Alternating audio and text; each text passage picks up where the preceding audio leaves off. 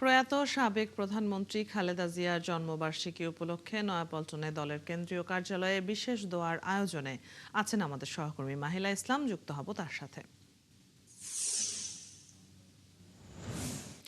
মাহিলা, নয়াপল্টনের সেই আয়োজনে এখন কি চলছে, সবশেষ কি খবর আছে আপনার কাছে?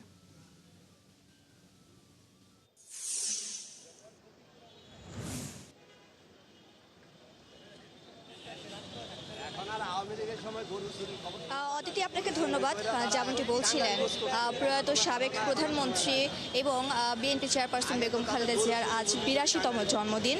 ১৯৪৫ সালে দিনাজপুরে ইস্কান্দার মজুমদার এবং তৈয়বা মজুমদারের তৃতীয় সন্তান তিনি। বাবা মা ভালোবেসে নাম রেখেছিলেন পুতুল।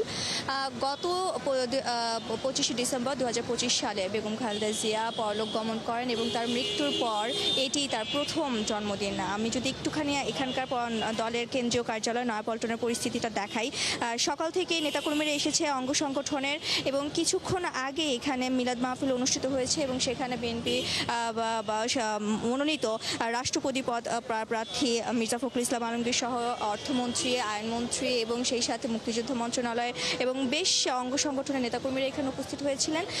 এখনও নেতাকর্মীদের ভিড় রয়েছে এখানে, তারা দলের কার্যালয়ে আসছেন, দোয়া করছেন এবং নেত্রীকে স্মরণ করছেন। আমরা যদি ঠিক সেরকমই দলের একজন অঙ্গ সংগঠনের নিবেদিত এক নেতার সাথে কথা বলি, যদি একটু জানাই যে আজকে তার মৃত্যুর পর এটি তার প্রথম জন্মদিন, তো সেই হিসাবে আপনাদের অনুভূতি এবং তাকে কিভাবে মনে রেখে দলকে কাজে লাগাবেন কি বল? বাংলাদেশে লৌহ মানবী যদি বলি বেগম খালেদা জিয়া, এবং তিনি প্রমাণ করেছেন 1/11 যখন ওনার 2 সন্তানকে মেরে ফেলবেন, বলছে নতুবা আপনার দেশ ছেড়ে যেতে হবে। উনি বলছে আমার 2 সন্তানকে মেরে ফেললো, বাংলাদেশের লক্ষ লক্ষ সন্তান আমার আছে।